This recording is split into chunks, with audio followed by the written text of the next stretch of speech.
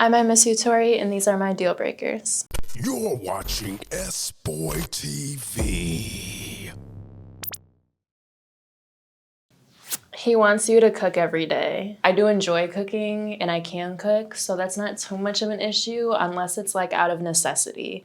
If he can't take care of himself or doesn't have enough home training to where he can't feed himself to be like healthy and independent, then it's a problem. But I have no problem cooking. I love to cook. That's something that kind of comes with me anyway, so that's not a deal breaker. He loves to argue. Canceled. Feminine trait, immediate no. That's my job. He wants you to be stepmom to his 3 children. Hard no. I do want kids one day. That being said, my first kid has to be your first kid. I have dated men with children in the past. Even in like the best case scenarios, it's just a lot. It's just a lot of baggage that comes with somebody and not something that I'm prepared to take on. These are funny. He wants a poly relationship. I have been asked to be in a poly relationship once. I actually dated a guy for a few months. This is like 3-4 years ago. And in the same speech of him asking to pursue me, he asked how I felt about monogamy. My answer was I wouldn't pursue anything other than a monogamous relationship. And his response was, I'm not very good at that. So needless to say, that was short-lived and didn't end well. Definitely not down for that.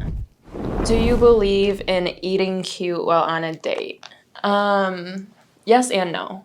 Don't be a slob.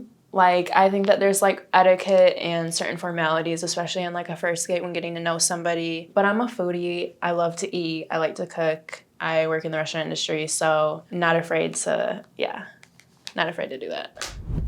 He is about to serve 5 years in jail. I feel like you have to have some crazy audacity to even try to pursue me or somebody like me in general, knowing that you're about to serve 5 years. That is crazy work. It would impact pretty much every aspect of a relationship, so hard no.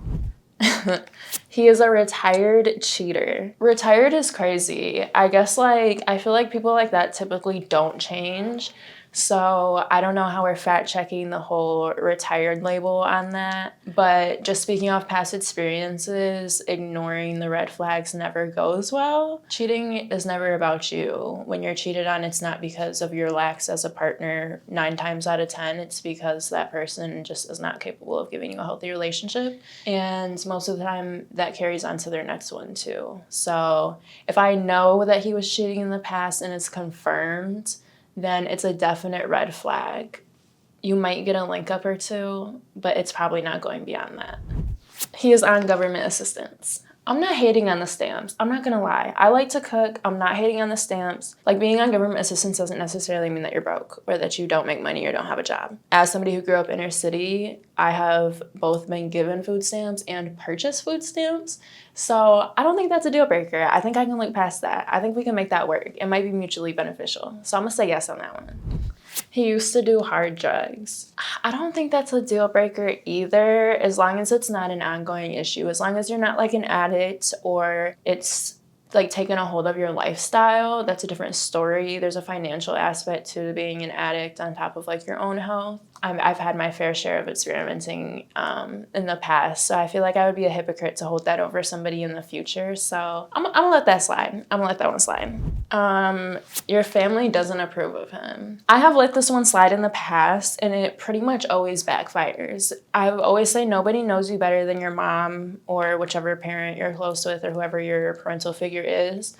Nobody knows you better than your family, and nobody knows me better than my mom. That woman birthed me, she raised me, she's seen me through all seasons of life. She typically knows right away whether somebody's gonna be around for a long time or not. The last relationship that I was in, the first time that he met my mom, the very first thing that she said to me was that he was not mature enough for me, and maybe in a few years. Needless to say, 1.5 years later, that did not work out. And she was right. I wouldn't say it's necessarily a deal breaker, but it is something that I would keep in mind and kind of pocket and keep in the back of my head throughout that relationship.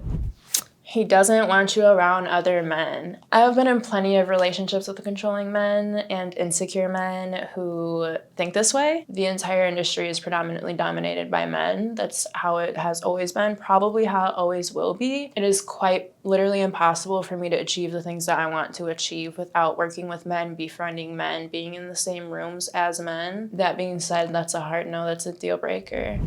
He's from Grand Rapids. Not a deal breaker, but definitely doing my research on you if you're from Grand Rapids. If you're from my hometown, one thing about Grand Rapids is everybody knows everybody. It's a big little city. So I guarantee you, if you're a man from Grand Rapids, I can probably find out half of your life within like 2 hours. Not a deal breaker, not a hard no, but definitely like a red flag, just because it's so tight-knit.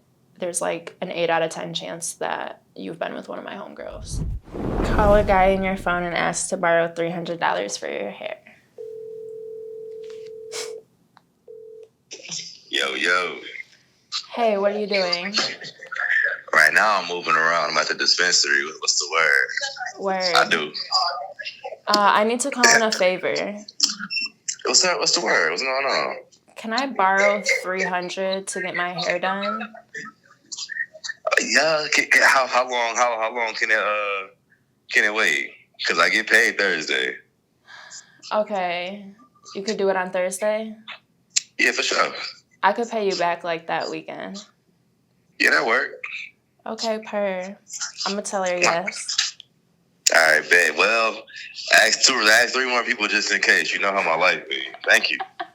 It was a call 2 or 3 people for me. That was actually so funny. Okay.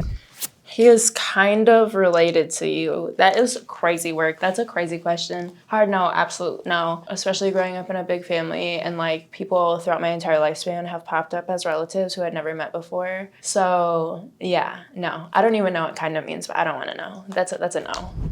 He likes to be dominated in the bedroom. I feel like I could be into that. I feel like I have a very dominating personality and kind of like the whole dark femme thing going on. So I wouldn't be afraid of that. I think that'd be kind of hot. Like I think that could be a dynamic that could work as long as he's not emasculated in real life. Like it would have to be strictly like that in the bedroom. He doesn't remember his body count. I'm a grown woman. I don't care about that. I probably don't know my body count. I never made a list. I don't remember the last time a man has even asked me my body count. I feel like that was like high school, college.